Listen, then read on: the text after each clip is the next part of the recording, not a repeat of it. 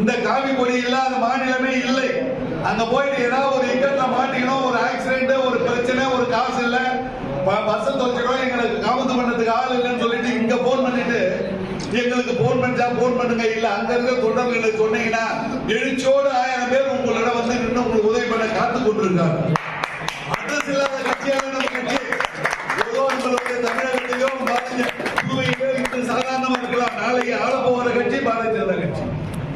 அந்த நீங்கள் உணர்வுகள் பாரத பிரதமருக்கு உலகம் முழுவதும் ரசிகர்கள் இருக்கார்கள். நீங்க உலகம் மொத்த எந்த மூலையில போய் நாங்க பாரதிய ஜனதா கட்சி நரேந்திர மோடி நாட்டில் இருந்து வந்திருக்கிறோம் என்று சொன்னால் உங்களுக்கு உதவி செய்ய 1000 பேர் காத்துக் கொண்டிருக்காங்க. விசா இல்லாத போனா 60 நாட்டுல என்று கொடுக்குறாங்க. நம்மளுடைய பாரதி மோடியுடைய பேர் சொன்னா 60 நாட்டுல விசா இல்லாத போகலாம். அந்த பெருமை நம்மளுடைய பாரதிய ஜனதா கட்சிக்கு ஒன்று மட்டும்தான் உண்டு. ஏதோ நீங்கள் தயங்காதீர்கள்.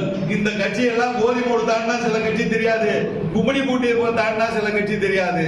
ஆனால் பாரதிய ஜனதா கட்சியின் இந்த துண்டையும் நீங்களுடைய ஐடென்டி கார்டை எடுத்து போனீங்கன்னா இந்தியாவின் எந்த மூலையிலும் நீங்கள் பிழைத்துக் கொள்ளலாம் என்று ஆணித்தரமாக சொல்கிறேன். நீங்கள் அத்துணை பேரும் இந்த வந்து ஐடென்டி மெம்பர்ஷிப்பான அத்துணை பாரதிய ஜனதா கட்சியினுடைய தாமரை சொந்தங்கள் அனைவரையும் வருக வருக என்று எங்களுடைய தளபதி, எங்களுடைய பாரதிய ஜனதா கட்சியினுடைய அடையாளம், எங்களுடைய உள்துறை அமைச்சர்களுடைய நெஞ்சார்ந்த நன்றி.